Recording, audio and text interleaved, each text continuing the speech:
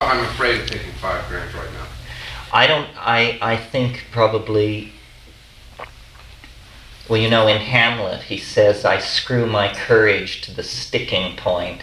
This sounds obscene, but he's actually referring to fiddling with his sword and keeping it from falling too far into his scabbard. So that's what you have to do. You have to screw your courage to the sticking point. There are other things that you can do. There is a body of literature, anthropological. There's pharmacological literature. It's very reassuring when after you've taken 5 grams, to be able to recite to yourself little mantras from the medical literature about how harmless this is, about how it all goes away in 8 hours. And it's also good to remind yourself that, you don't always get what you want. Sometimes you get what you need. I don't know how you prepare for it. You yearn for it, I guess. You want to be with it. It is not unfrightening. And I've always been at pains to point that out to people and to be very frank about it. I admire the people who say it's always so wonderful and the people who call it psilocybin. But, poke around long enough, it is the main thing that you can guarantee about these things is they can always surprise you. And it's not always pleasant to be surprised. It takes a certain mentality. I don't think this stuff is for everybody. And I really don't think it's for fragile people. It's a litmus test for psychosis.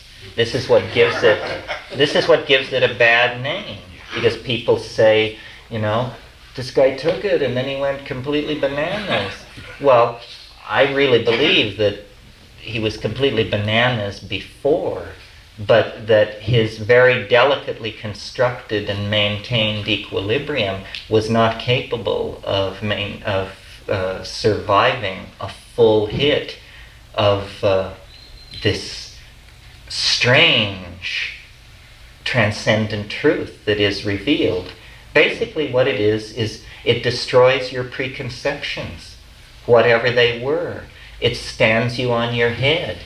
It shows you that no matter how smart you are, no matter how much you think you know about what's going on, you're dead wrong.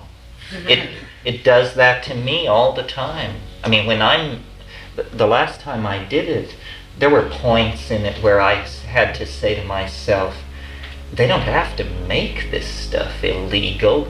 Hell, it is illegal. It's intrinsically illegal. It's violating the laws of physics, for one thing. But it's a wonderful, it's the cure for boredom, is what it is. It raises the stakes on that. I don't think you can cure boredom without taking some risks, really cure it. But it says, you don't have to accept a small definition of yourself or the world. You are not locked in.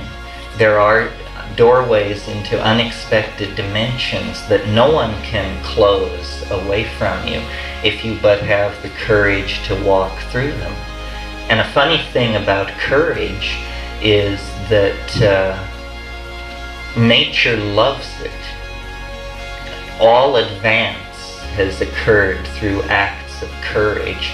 Nature loves courage, and the way she responds to it is by removing obstacles. This is how the shaman is able to do the impossible dance above the waterfall.